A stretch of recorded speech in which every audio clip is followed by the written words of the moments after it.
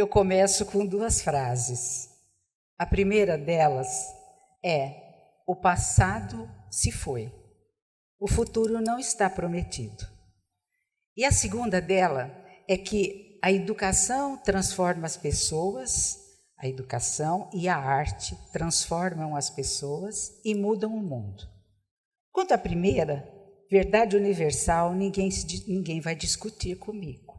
Realmente o passado se foi, o futuro não está prometido. Quanto à segunda, também é inquestionável, mas eu tenho certeza que se cada um daqui olhasse a sua própria história, se cada um pudesse responder a pergunta: como eu cheguei até aqui? Nós iríamos ter respostas muito interessantes e confirmações a esta frase que eu disse de início. Eu peço licença para contar para vocês a minha história. Ainda bebê, com 3 meses, meus pais se mudaram para a zona rural. E lá fui eu começar a minha vida. Ali eu engatinhei, ali eu dei os primeiros passos, falei as primeiras palavras, e ali eu fui à escola. Uma escola rural, pequena, com 4 salas de aula. E ali eu fui descobrindo o mundo com tudo que se descortinava à minha frente.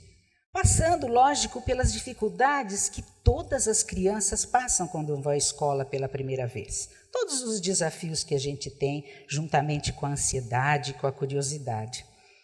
E passei até algumas dificuldades que são inerentes a quem mora na zona rural. Por exemplo, se eu fosse à escola em tempo de seco, eu podia chegar lá com as meias vermelhas de pó, o sapato empoeirado.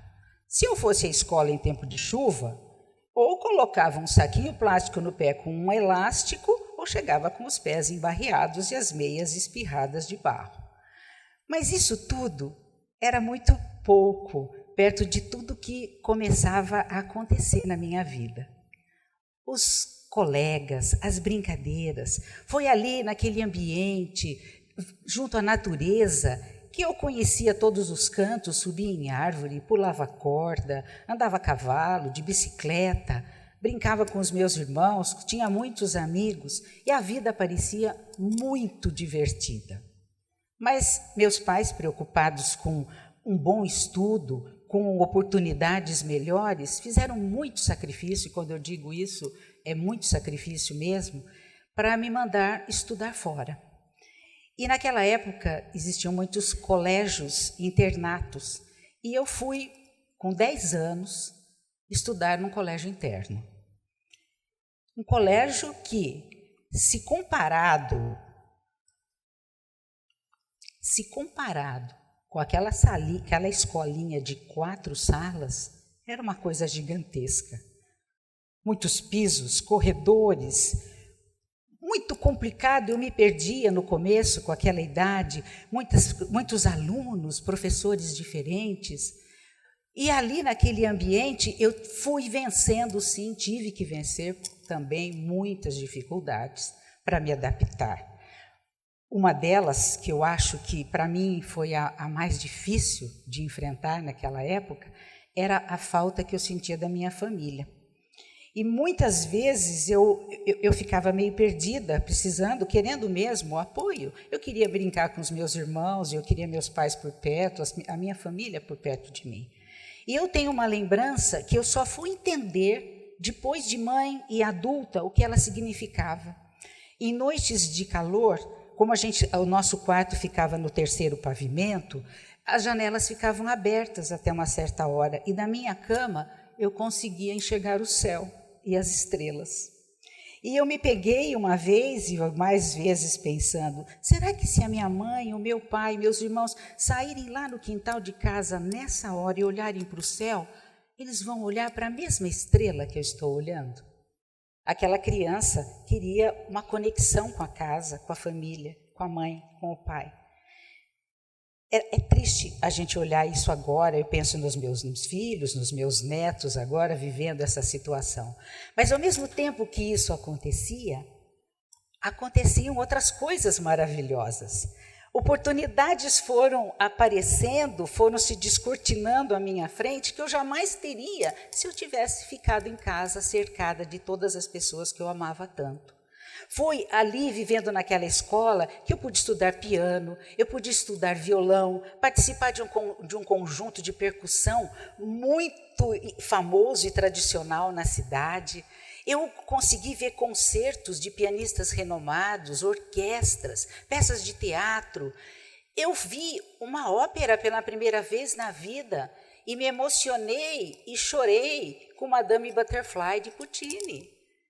E ali eu fui crescendo, me desenvolvendo, aproveitando todas as oportunidades que eu tinha, fazendo tudo que era me oferecido naquela época. E naquele desenvolvimento foi ficando assim natural a escolha da minha profissão. Foi naturalmente que eu caminhei para o magistério, depois, ainda no curso, fui para a faculdade, continuei meus estudos de piano, curso superior de piano, educação musical, educação artística, regência, e pronta e cheia de sonhos, eu estava gestando há muito tempo e não percebia uma vontade imensa de dividir com as pessoas tudo aquilo que eu tinha conseguido absorver, tudo aquilo que a vida tinha me oferecido até então. E foi assim que eu comecei a trabalhar como professora. E foi assim que com os meus alunos eu tentei caminhar, fazê-los crescer, instigá-los para conhecer sempre mais as coisas, a vida, a sensibilizá-los para que eles conhecessem a arte, conhecessem mais, pudessem experimentar, sensibilizar para a música, para a pintura, para a dança, teatro, cinema e tantas coisas que eu poderia oferecer a eles.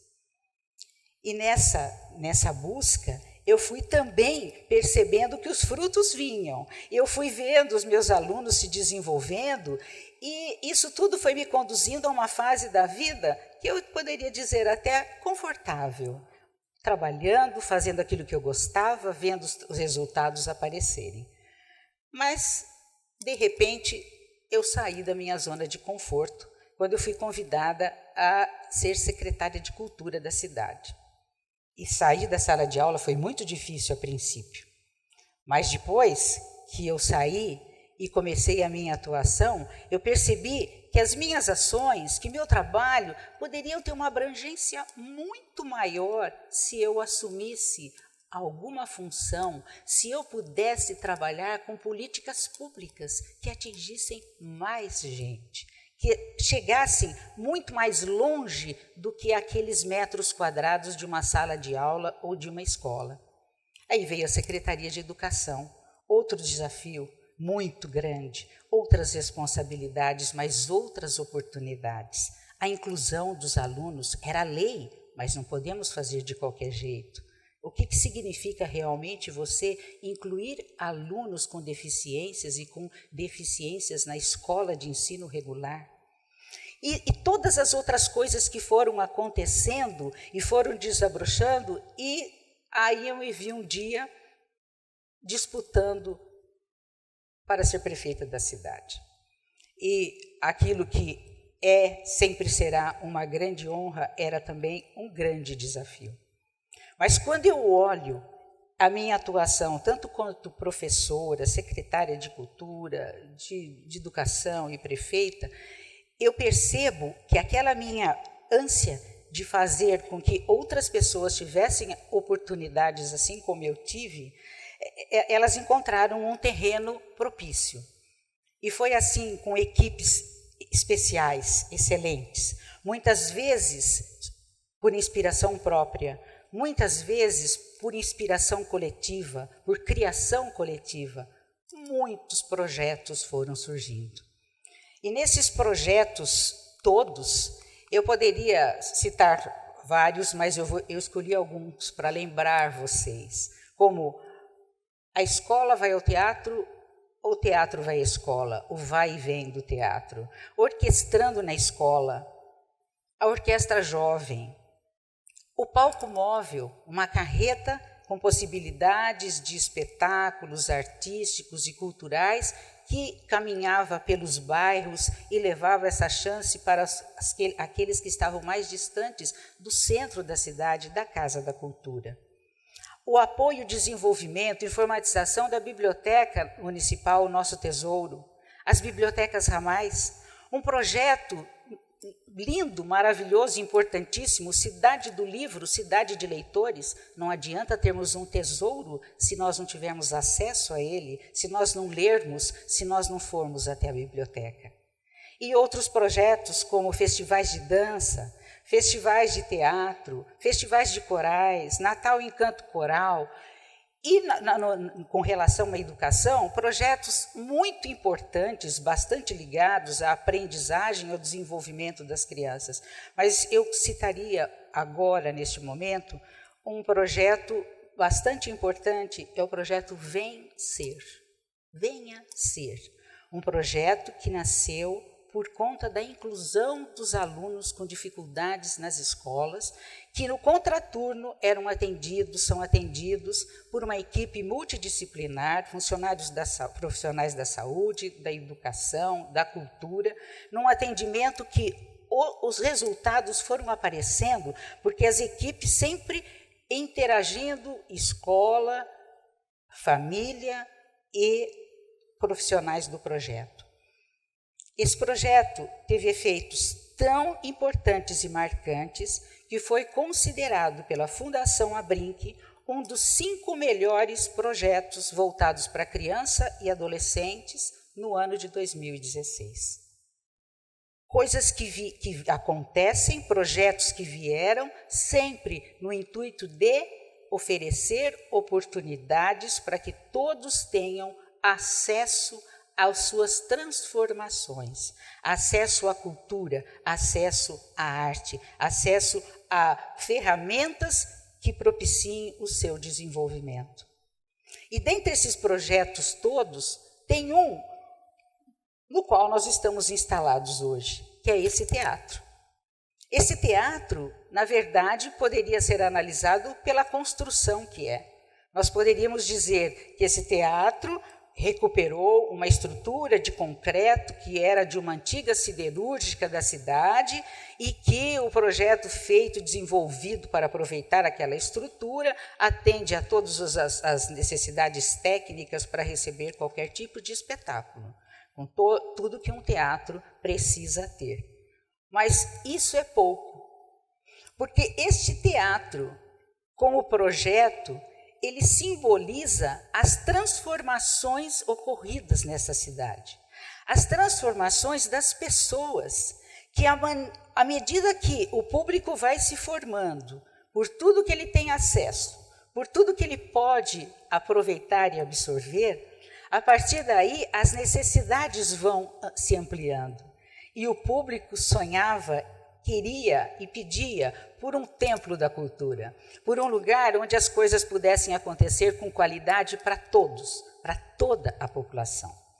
É tão verdadeiro essa transformação que, se a gente passar com atenção pelo saguão desse teatro, na entrada, nós vamos ver um quadro com fotos em branco e preto que mostram ações, projetos, mas principalmente mostram pessoas dançando, pessoas tocando, pintando, estudando, lendo, escrevendo, tocando instrumentos e muitas atividades, instrumentos diferentes, músicas de tipo diferente, erudita, popular, música raiz, está tudo retratado ali, que é, na verdade, a base para que este teatro fosse construído. E não foi fácil.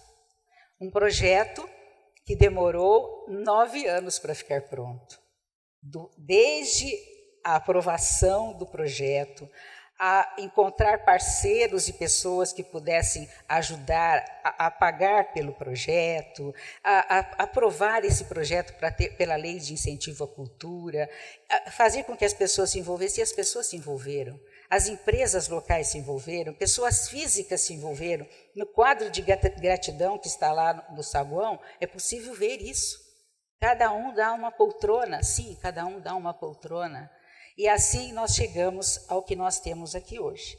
E, na verdade, o que a gente tem aqui hoje é a concretização, como eu já disse, de transformações muito mais importantes e que fazem a base desta construção. Eu diria que durante toda esses pontos que eu fui apontando, fui mostrando da minha fala, eu deixei de lado uma coisa da minha vida que é contínua. Desde que eu me terminei a faculdade, eu fui tudo aquilo que disse para vocês, professora, secretária, prefeita, mas eu sempre fui regente. Durante todo esse tempo, eu nunca deixei de estar dirigindo um coro, fosse infantil, de adulto, de jovens. Um coral, por 10 anos, um coral, num projeto social na periferia da cidade. Um coral de escola pública, que se transformou, que foi campeão do estado num concurso que aconteceu no ano de 1980. Um coral de empresa, que dirigi com muito orgulho por 40 anos.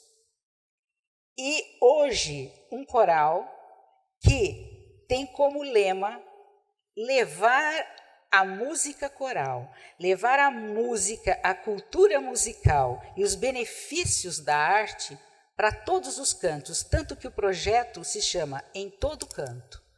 E com este projeto, nós vamos às escolas públicas, visitamos, fazemos a palestra, oficinas de técnica vocal, e à noite os alunos, professores, os convidados da comunidade podem assistir e participar daquilo que a gente leva e apresenta sempre com o maior carinho.